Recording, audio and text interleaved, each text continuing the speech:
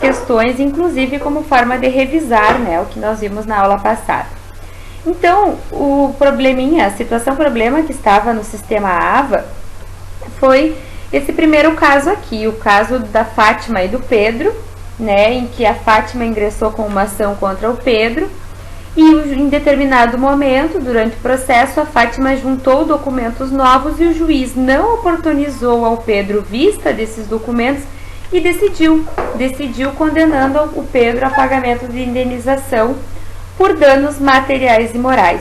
E aí, então, 3 questionamentos. O juiz agiu corretamente?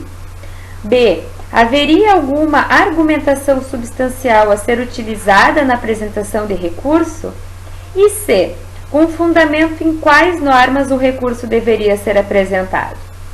Então, como vocês já responderam anteriormente no AVA, o juiz ele não agiu de forma correta, tá? Ele não agiu e da maneira como ele considerou, houve uma vedação ao princípio do devido processo legal. Por quê? Porque o nosso Código de Processo Civil, no artigo 9º e no artigo 10º, ele nos traz as previsões de que o juiz não poderá decidir em desfavor de uma parte sem ela ter a possibilidade de ver o processo e também impossibilita o juiz de proferir uma decisão surpresa. Então, esses seriam os fundamentos, né, da resposta da situação problema. Então, eu trago a resposta. O juiz não agiu corretamente. Dentre outros princípios, houve o ferimento ao princípio basilar do devido processo legal. No recurso a ser interposto, pode haver invocação ao ferimento do princípio do devido processo legal com citação do que dispõe os artigos 9º e 10º do CPC. O artigo 9º estabelece que o juiz não pode decidir sem oportunizar às partes a devida manifestação, exceto em algumas situações específicas, o que não é a hipótese do caso aqui. E também o artigo 10, que fala sobre a impossibilidade de se proferir decisão surpresa. O que eu já ressalto para vocês é que eu coloquei que neste caso, dentre outros princípios, houve o ferimento ao princípio do devido processo legal, porque nós vamos ver, inclusive na aula de hoje, que essa situação exposta também gerou um ferimento ao princípio do contraditório da ampla defesa, tá bem? Seguindo aqui, nós temos uma outra situação. Em um processo em que Joana litiga com Lúcio, o juiz proferiu sentença de procedência da ação em favor de Lúcio. Na sentença, apenas fez um relatório dos principais eventos do processo, limitando-se após reproduzir os pedidos que tinham sido apresentados por Lúcio, mas sem que apresentasse alguma fundamentação. Questiona-se, tal sentença está correta? Haveria alguma norma violada? A resposta é não, a sentença não está correta, porque neste caso também houve violação ao princípio do devido processo legal. O artigo 93, inciso 9º da Constituição Federal, ele estabelece que o juiz deve motivar as suas decisões. Neste caso aqui, ele tendo feito um relatório simples, limitando seus principais pedidos do processo, não apresentou a fundamentação, ou seja, ele não motivou a decisão, e isso gera então o ferimento ao princípio do devido processo legal. Tá? Feitas essas considerações iniciais, nós passamos então aos demais princípios processuais a serem analisados na aula de hoje.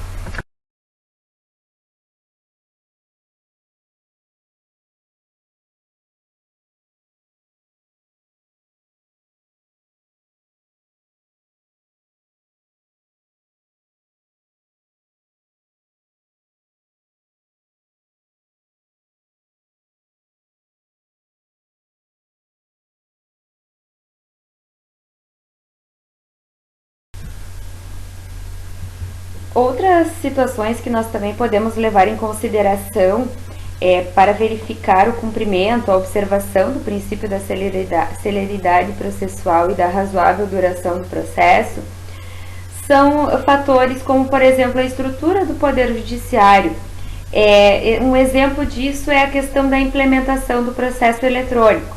No Poder Judiciário Estadual, aqui no Rio Grande do Sul, nós tivemos recentemente a implementação do processo eletrônico, mas ainda a maioria dos processos que tramitam nos fóruns aqui no estado, eles são físicos, processos físicos. Então, é evidente que os critérios que eu vou considerar para verificar se está adequado a celeridade processual num processo eletrônico é diferente dos critérios que eu vou adotar na tramitação de um processo físico. Outra situação, critérios a serem observados para fins de observação da celeridade processual e razoável duração do processo. A questão da atuação de auxiliares da justiça, por exemplo. Alguns processos ficarem parados no Poder Judiciário sem a movimentação e sem nenhuma explicação plausível para isso. Ou, por exemplo, processos em que há necessidade de se fazer perícia. E esse perito, um médico, um contador, um engenheiro, enfim, ele leva o processo para elaborar um laudo e nunca mais devolve esse processo, demora para devolver. Então, são situações que também podem ferir o princípio da celeridade processual, da razoável duração do processo. E de que maneira eu posso aplicar e solicitar que sejam observados esses princípios? Então, aqui eu trouxe algumas medidas que auxiliam na aplicação do princípio da celeridade processual e da razoável duração do processo.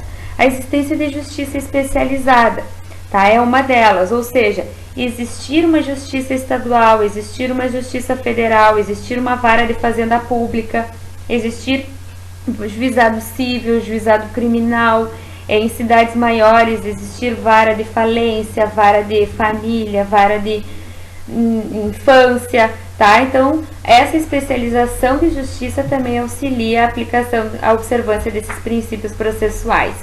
A existência de súmulas vinculantes, ou seja, existem matérias definidas e pacificadas pelo STF e há a necessidade de que os juízes observam a decisão proferida pela Corte Superior. Então, isso também favorece o cumprimento da celeridade processual, porque a partir do momento que eu tenho que proferir uma decisão com base na súmula vinculante, eu não preciso realizar maiores provas, enfim, um maior debate num determinado processo. A definição de prazos processuais também é outra situação que vem em favor do princípio da celeridade processual.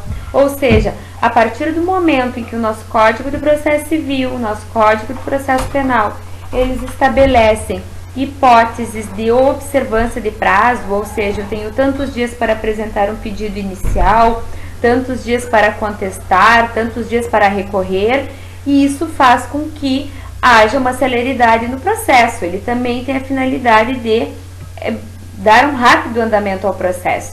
E um exemplo que eu trago para vocês é o artigo 226 do Código de Processo Civil, que ele estipula prazo para os juízes observarem ao proferir suas decisões, seus despachos, suas sentenças, tá?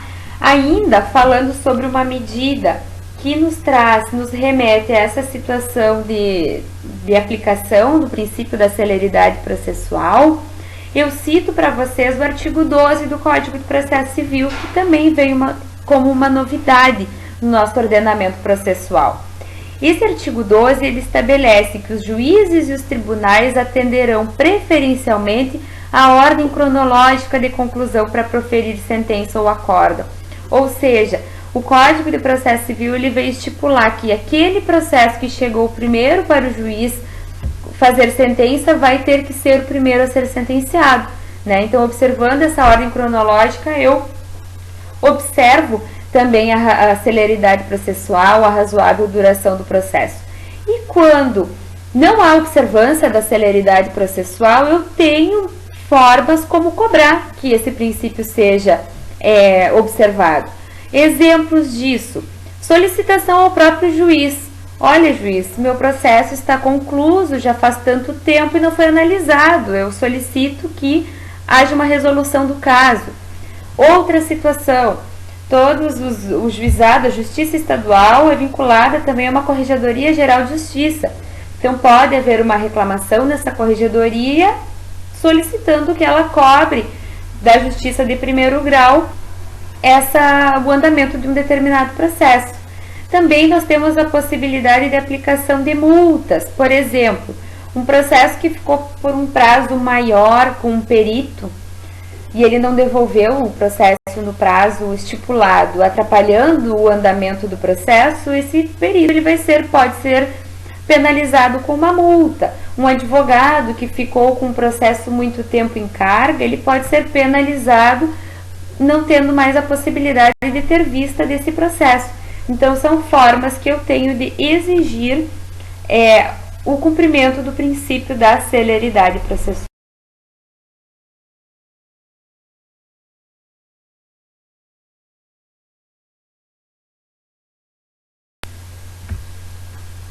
Outro princípio de direito processual é o princípio da economia processual. O princípio da economia processual, ele nos remete ao entendimento de se obter o máximo resultado com o mínimo de emprego de atividade processual. Ele é bem simples. Em alguns casos, algumas situações dar efetividade ao princípio da economia processual.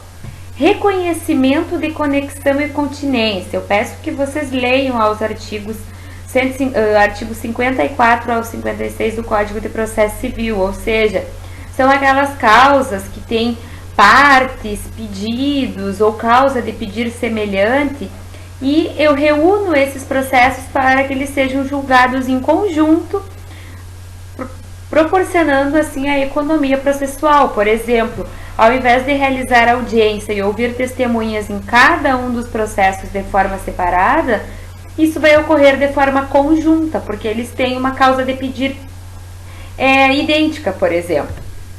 Reconvenção apresentada junto com a contestação. Está no artigo 343 do Código de Processo Civil. Ou seja, A ingressou com uma ação de cobrança contra B.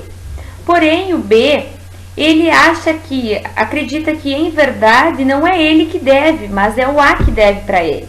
Então, nessa situação, ele pode exigir que o A efetue um pagamento.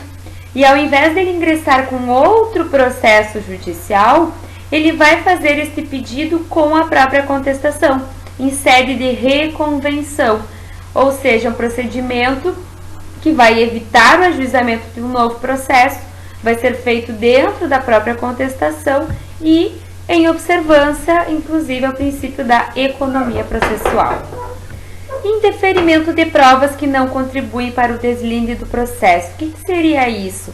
Por exemplo, a parte postulou a produção de prova pericial, mas o processo não precisa de uma perícia para ser resolvido. Então, o juiz indefere o pedido e logo profere a sentença, porque é uma prova desnecessária e, fazendo isso, ele estará observando, inclusive, ao princípio da economia processual.